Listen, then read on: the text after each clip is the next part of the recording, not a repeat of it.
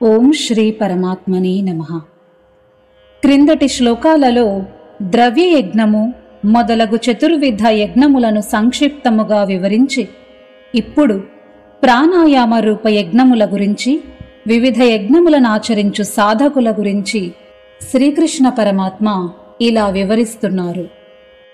అపానే జుహ్వతి ప్రాణం ప్రాణే పానం తథా పరే ప్రాణాపానగతిరుద్ధ్వా ప్రాణాయామపరాయణాః అపరే నియతాహారాః ప్రాణాన్ ప్రాణేషు జుహ్వతి సర్వేప్యేతే యజ్ఞవిదో యజ్ఞక్షపితకల్మషాః.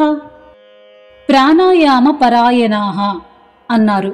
అనగా ప్రాణములను క్రమబద్ధమునర్చుట యందు తత్పరులైన వారు. నియతాహారాః అన్నారు. అనగా యోగాభ్యాసమునకు అనుకూలమైనటువంటి సాత్విక ఆహారమును స్వీకరించువారు. కొందరు యోగులు అపానవాయువునందు ప్రాణవాయువును, మరికొందరు ప్రాణవాయువునందు అపానవాయువును హవనము చేయుదురు. మరికొందరు నియమితాహార నిష్ఠితులై ప్రాణాయామ పరాయణులైన వారు ప్రాణాపాన గమనములను నిలిపి ప్రాణములను ప్రాణములయందే హవనము చేయుదురు. యజ్ఞవిధులైన ఈ సాధకులందరూ యజ్ఞముల ద్వారా పాపములను రూపుమాపుదురు. అయితే స్వామి నియతాహారాః అని తెలిపారు శ్లోకములో. అధికముగా భుజించు వారికిని, పూర్తిగా భోజనము త్యజించిన వారికిని యోగము సిద్ధింపదు అని అర్థము. యజ్ఞశిష్టామృత భుజో యాంతి బ్రహ్మ సనాతనం నాయం లోకోస్త్యయజ్ఞస్య కుతోన్యః కురు సత్తమా. యజ్ఞశిష్టామృత భుజః అన్నారు. యజ్ఞపూత శేషమైన అమృతమును అనుభవించు యోగులు అని అర్థము. ఓ కురుసత్తమా, అర్జున, యజ్ఞపూత శేషమైన అమృతమును అనుభవించు యోగులకు సనాతనుడు పరబ్రహ్మమును అగు పరమాత్మ యొక్క లాభము కలుగదు. యజ్ఞము చేయని వారికి ఈ మర్త్యలోకమే సుఖప్రదము కాదు, ఇంక పరలోక విషయము చెప్పనేలా.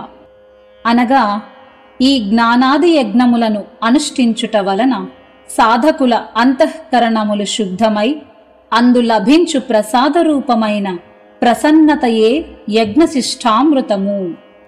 అయజ్ఞస్య అన్నారు. అనగా ఈ యజ్ఞ ప్రక్రియలకు అర్హులైన మానవులు వాటిని ఏమాత్రము ఆచరింపని కారణమున వారికి ముక్తి లభింపదు. శ్రద్ధాలోపము లేకుండా సాధన చేయు వారికి సనాతన పరబ్రహ్మ ప్రాప్తి ఈ జన్మయందే అతి శీఘ్రముగా కలుగును. సాధన యందు ఏ విధమైన లోపము ఏ కొంచెము జరిగినను ఆ లోపము సర్దుబాటు అయిన పిదపనే పరమాత్మ ప్రాప్తి కలుగును. కాని అంతకు ముందు చేసిన సాధన ఏమాత్రమూ వృధా కాదు.